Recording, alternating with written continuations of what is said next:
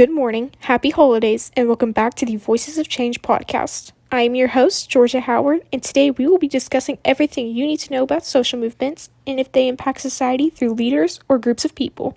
Let's get started. Doesn't matter if the snow is falling or the wind blows and the rain is pouring. It will always be Christmas in my heart. But this year... What is a social movement, you may ask? A social movement is basically an organized effort of a large group of people that want to achieve a goal. This goal could literally be anything: equal pay, justice for a targeted community, etc.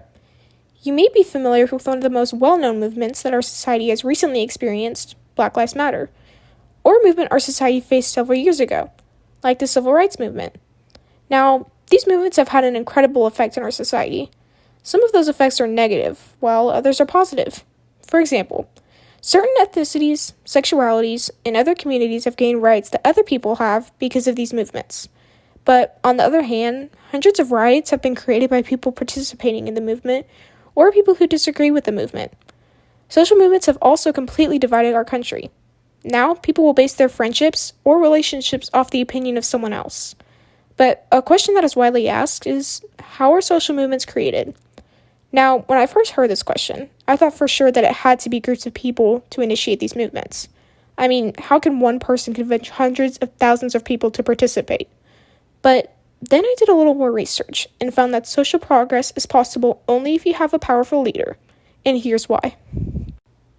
My first reason as to why social progress is possible only if you have a powerful leader is because of one of the most influential speeches of all times, given by one of the most powerful leaders in all of American history during the Civil Rights Movement. The speech is called "I Have a Dream," and it was given by Martin Luther King Jr.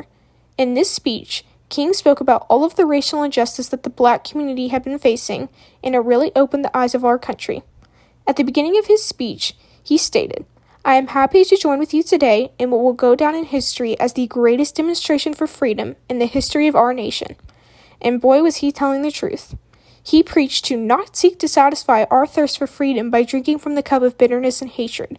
We must forever conduct our struggle on the high plane of dignity and discipline. We must not allow our creative protest to degenerate into physical violence. Again and again, we must rise to the majestic heights of meeting physical force with soul force. King led the African American community in the best direction possible. He influenced people of color to attack the racial injustice with peace and to rise above the treatment that they were facing with kindness and compassion.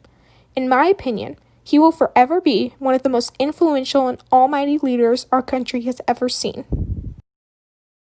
My next reason as to why a leader will guide us to social progress is because of the research done by an American biologist named Rachel Carson. In the introduction to the story, The Silent Spring, the readers are given background information about an issue that our environment had been facing. The usage of pesticides was getting out of control. These harmful toxins were getting into the systems of all organisms, including humans, and it was causing them to become very ill and was leading to death in certain cases. But the author explains that Carson's writing initiated a transformation in the relationship between humans and the natural world and stirred an awakening of public environmental consciousness.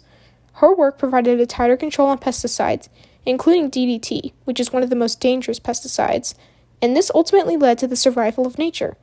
At the end of the introduction to the book, it was stated that Rachel Carson knew before she died that her work had made a difference, and it 100% did. Carson exhibited so many qualities of leadership due to her studies and never giving up, even when everyone doubted her conclusions. My last example as to why leaders are the reason for social progress is because of the accomplishments of Rosa Parks that are described in the book, A More Beautiful and Terrible History, by Jeanne Theo Harris. This story is all about the background information of the Civil Rights Movement, why it took place, and who the most influential people were at that time. In the book, it states that desegregation, criminal justice, economic justice, and global justice are all things that Rosa Parks fought for in her lifetime. You may be familiar with something called the Montgomery bus boycott. It all started when Parks refused to give up her seat to a white man on a city bus. She was later arrested, booked, fingerprinted, and incarcerated. Parks knew that by fighting for her spot on the bus that she would spread a message to her fellow passengers, as well as the Black community. The story then states that this is one of the many reasons that the Civil Rights Movement took place. Parks challenged the laws of segregation and exhibited leadership in order to prove that Black people deserved to be treated equally to white people. Now, you still might not be totally convinced that leaders are the ultimate reason for social justice, which I understand. You have to consider all aspects of the situation. What if no one agrees with the leader and they're just on their own? Someone cannot be a leader with no group of people to guide, which is one of the main reasons why people conclude that groups of people lead to social progress. But a leader has many roles that encourage people to follow them. For example, they recognize opportunity. They devise a strategy for what they are passionate about and then persuade people to follow them. If a leader does not have at least one person who agrees with what they are preaching, they are not a leader in my opinion. Because leaders do not give up if no one sees eye to eye with them the first time. They continue to pursue their passion and continually speak about it and strategize it until people hear them and begin to understand them. In the end, social progress is only possible through leaders, as shown through the powerful speech given by Martin Luther King Jr., the factually proven research of Rachel Carson, and the many accomplishments of Rosa Parks. Thank you for listening, and I will see you guys next week. Bye!